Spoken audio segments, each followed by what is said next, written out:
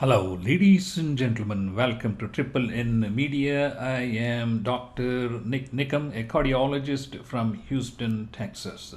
The cardiology seminars is brought to you by Triple N Media on our YouTube channel, Nik Nikam or Triple N Media. We have more than 200 cardiology lectures. You're welcome to watch them, and please do subscribe to our YouTube channel.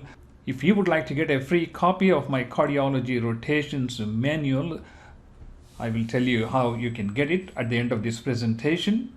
The feature presentation is Acute Coronary Syndrome Cases, Bedside Diagnosis.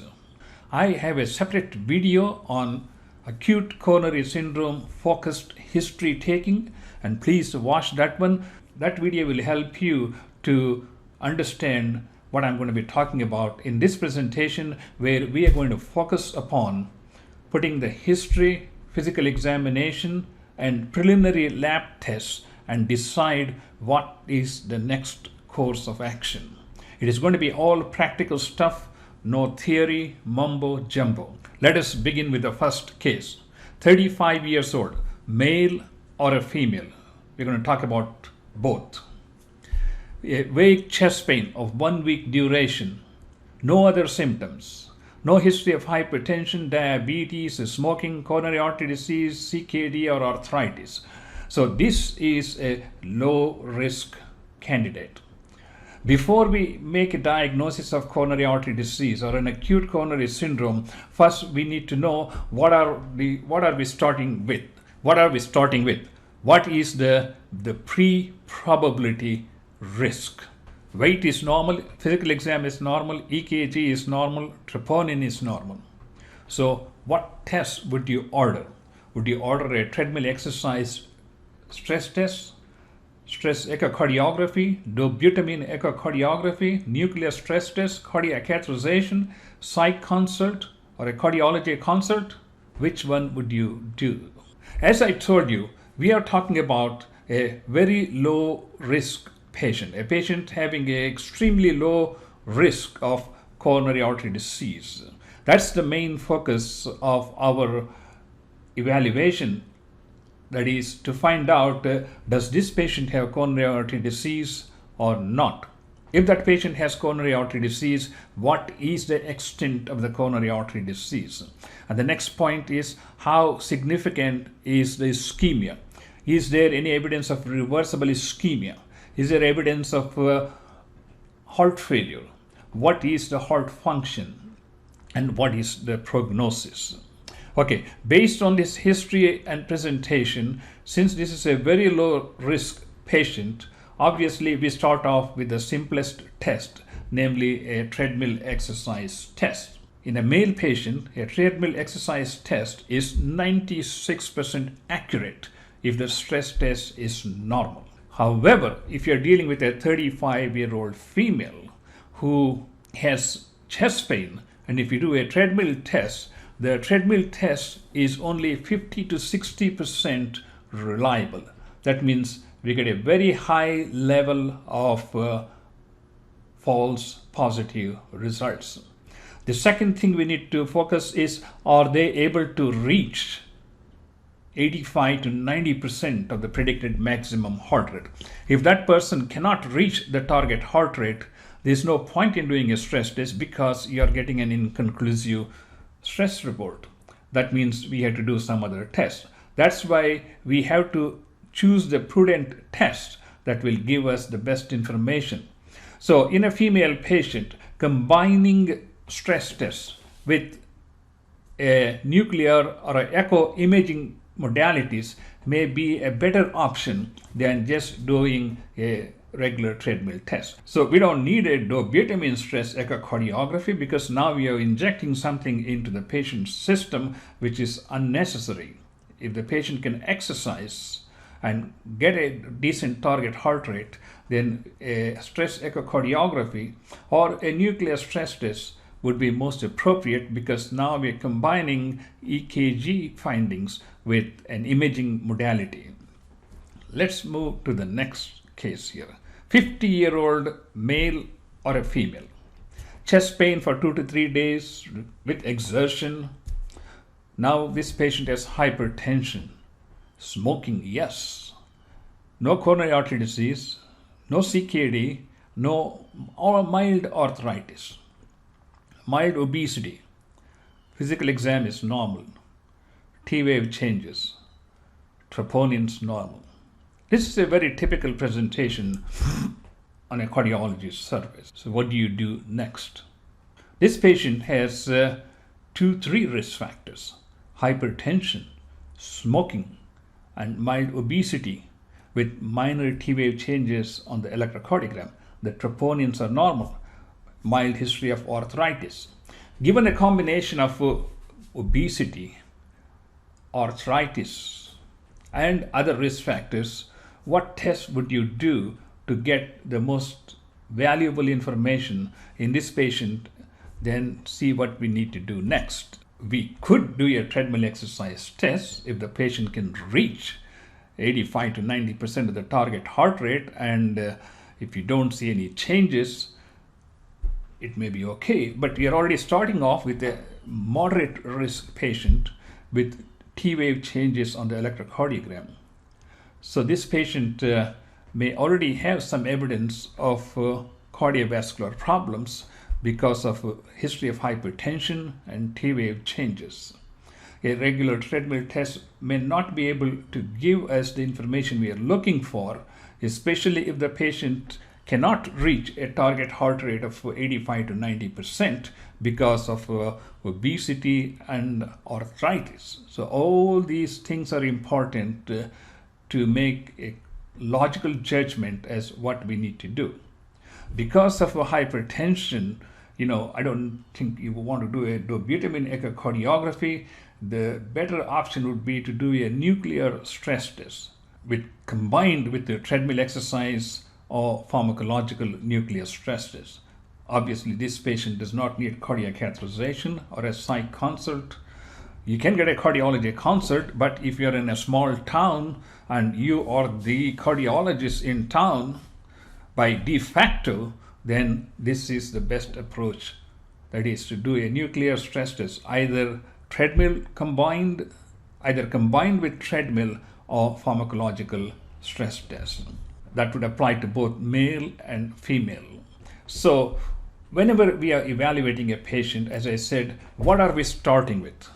What is the probability of this person having coronary artery disease? And how do we estimate the extent of coronary artery disease, and then what we do afterwards?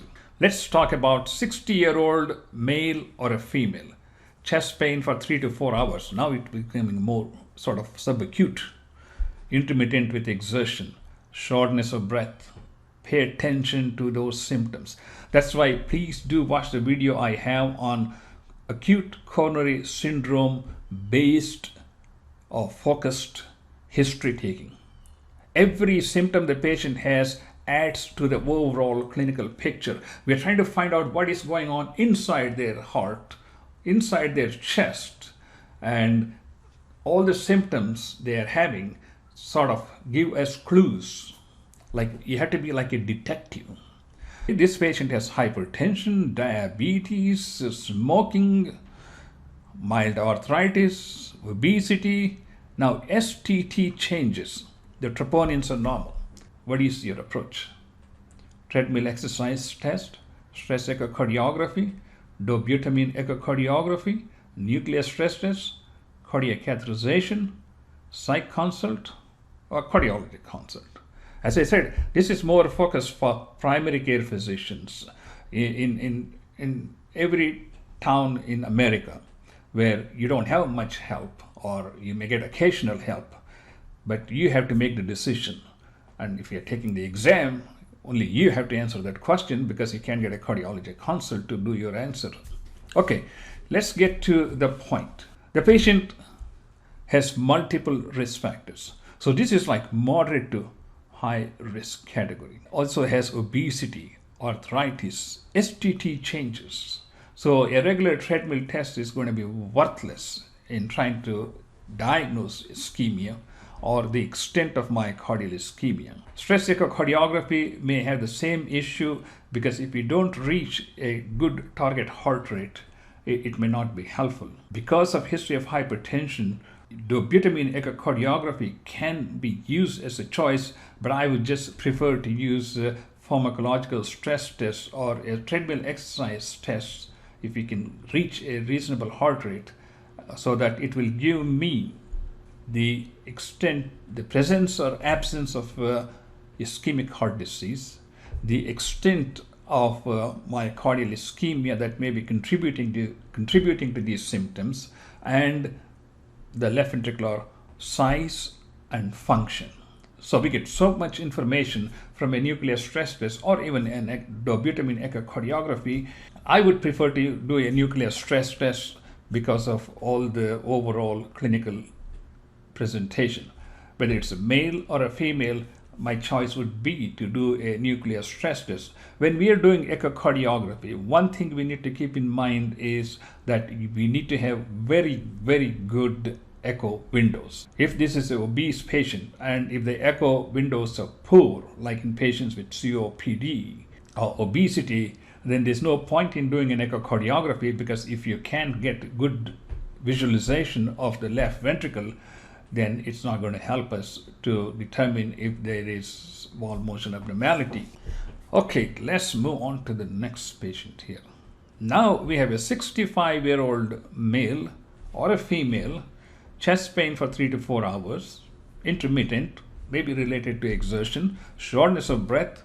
Now we have hypertension, diabetes, smoking, coronary artery disease, stents, no kidney disease, mild arthritis, mild obesity, physical examination, RALS, cardiomegaly. There's a tip off. You have to connect all the dots here. 1, age. Number 2, symptoms. Number 3, associated symptoms. Associated symptoms are exceedingly important. If the patient has gained weight abruptly, if the patient has edema, all these things come into the whole picture. Now we have multiple risk factors, hypertension, diabetes. There are some studies, I have a separate video on diabetes and coronary artery disease, or diabetes and acute coronary syndrome, and some studies show that diabetes is equivalent to having coronary artery disease. But that's a separate chapter, you can watch that video. And of course, smoking.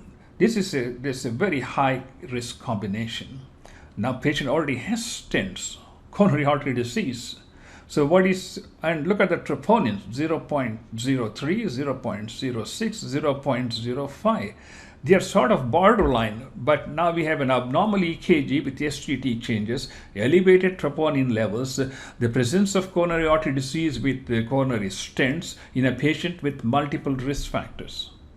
What is your next step?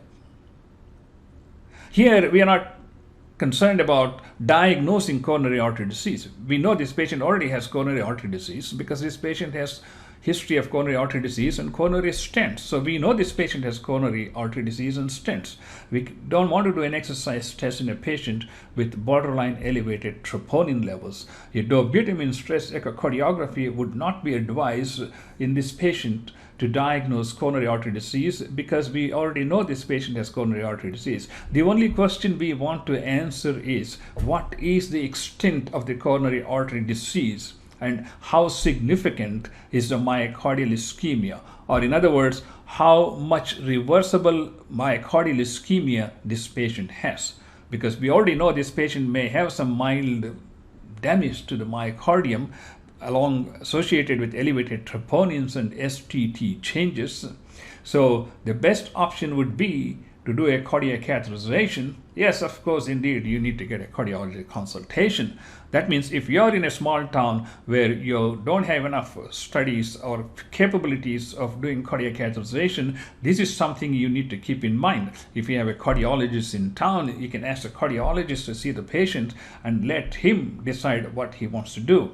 But as a cardiologist, my approach would be to do cardiac catheterization to find out what is the extent of the coronary artery disease.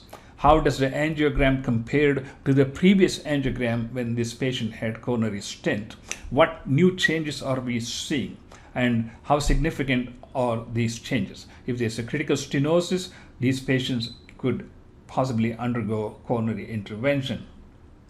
So that would be an approach in this patient. So every patient is different and every presentation is different, and our approach is going to be different based on the multiple risk factors, clinical presentation, lab studies, and the probability of myocardial ischemia if the patient already has coronary artery disease. Next, we're going to talk about a 65-year-old male or a female with a history of chronic kidney disease. When you have a patient with chronic kidney disease, it's a different population altogether compared to the rest of the population, because these patients invariably have hypertension. Some of them may continue to smoke. They probably already have heart disease. They may already have coronary stents. Obviously, they are very limited in their activities, so there is no chance for these patients to undergo a treadmill exercise test or even undergo a stress echocardiography, because they already have multiple risk factors in coronary artery disease. They already have cardiomegaly, SGT changes related to left ventricular hypertrophy, and of course, another point about troponin. Always, when you see a patient with chronic kidney disease, look at their electronic health records and see what was the last troponin level when the patient was in the hospital. It is not unusual for kidney patients to have elevated troponin levels, and that may not signify whether this patient has acute ongoing myocardial ischemia. But nonetheless, given the overall picture, whether it's a male or a female patient, the question is how significant is a coronary artery disease? Has there been progression of coronary artery disease in this patient compared to the previous cardiac catheterization? And looking at the whole presentation, my approach would be to do a cardiac catheterization and see what is the extent of coronary artery disease, how does it compare to the previous angiogram, and if there are any critical new lesions, you address them with possible coronary intervention. If you are in a small town and you don't have any cardiac catheterization in your hospital, of course you would get a cardiology consult so that person can decide what he or she wants to do. So this is a quick overview of how I would approach each patient individually and put the whole picture together to come up with a composite evaluation and see what test would give me the most valuable information in terms of, does this patient have coronary artery disease? If this patient has coronary artery disease, what is the extent of the coronary artery disease? Does this patient have reversible myocardial ischemia? How significant is the reversible myocardial ischemia? And if this patient has reversible ischemia, then obviously they would need cardiac catheterization and intervention if appropriate. Okay, ladies and gentlemen, this cardiology seminars is brought to you by Triple N Media. On our YouTube channel, we have more than 200 cardiology lectures. You're welcome to watch them. And if you'd like to get a copy of my cardiology rotations manual, you can send me an email at drniknikam@gmail.com. This has been a presentation of Triple N Media. I am Dr. Nik Nikam from Houston, Texas. Please do subscribe to our YouTube channel, and I will see you in the next video.